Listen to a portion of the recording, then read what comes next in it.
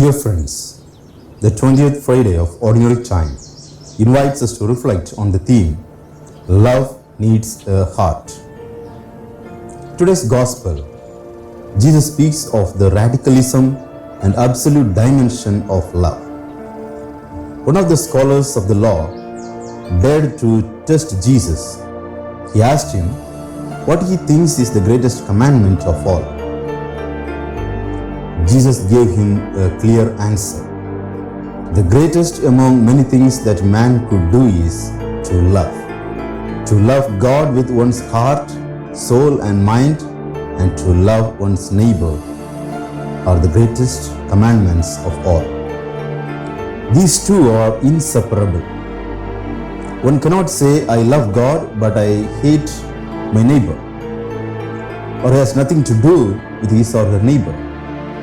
Because God is love, and that is why we are able to love. We must make ourselves one with everyone and have the courage to regard every human being as our neighbor, as our brothers and sisters. Heart, soul, and mind convey the totality of the devotion God demands. The essence of the law is to love God with all our intellect, all our emotion, and all our will. Jesus is not dividing human nature into three parts, but rather saying that we must love God with every aspect of our being. This is the primary significance of Jesus mentioning these three aspects of one true self and his threefold repetition of all. Heart, soul, and mind convey this. If you love it enough, you will find a way. If not, you will find an excuse. Love is the extreme of everything.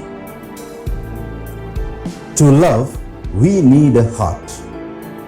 Everyone indeed is born with a beating heart, but not everyone has a heart that beats for someone else's troubles, a heart that has compassion for others, a heart that beats when someone is suffering.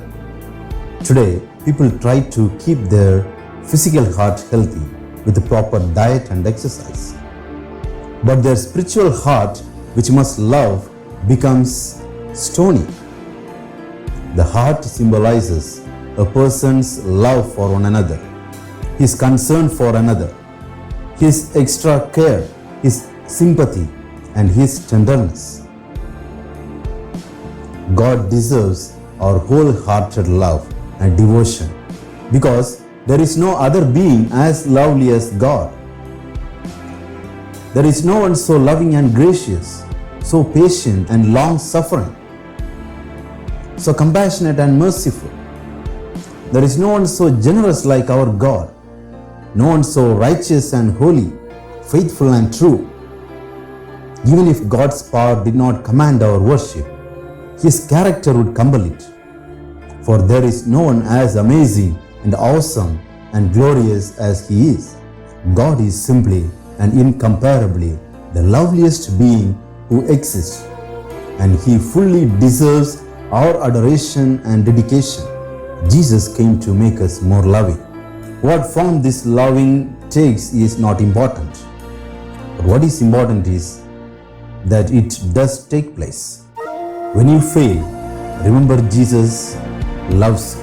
When you are hurt, remember that Jesus loves you. When you are troubled, remember that Jesus loves you.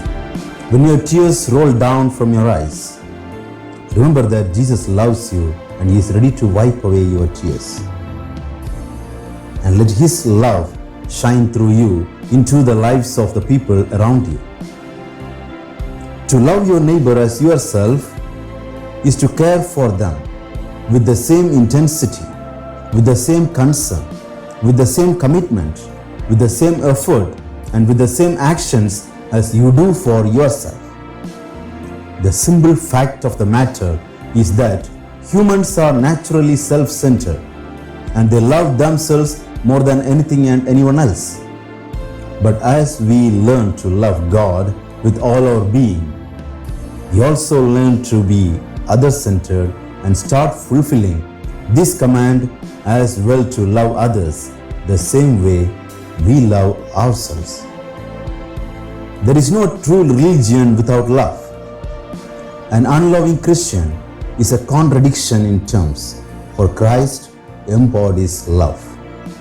The world has saturated our thoughts about love with human ideology. We are steeped in popular notions absorbed from televisions, movies, magazines, and books of all kinds. We tend to think of love as emotional, sensual, and uncontrollable. We don't love in order to go to heaven. We love because heaven is already ours in Christ. We don't love in order to win God's favor. Rather, we love because we already have God's favor in Christ. We don't love so that God will love us. Rather, we love because God has loved us in Christ with the greatest love we will ever know, the crucified love of Jesus.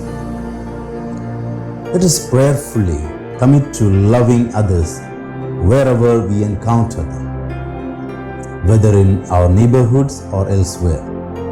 Let us treat others as we would want them to treat us, person by person, word by word, deed by deed. Let us love, for love is the greatest and foremost commandment. Let us pray. Merciful God, enable me to love you with all my heart, with all my soul, with all my mind. Enable me to love others as myself. For on these two commandments depend all the law and the prophets.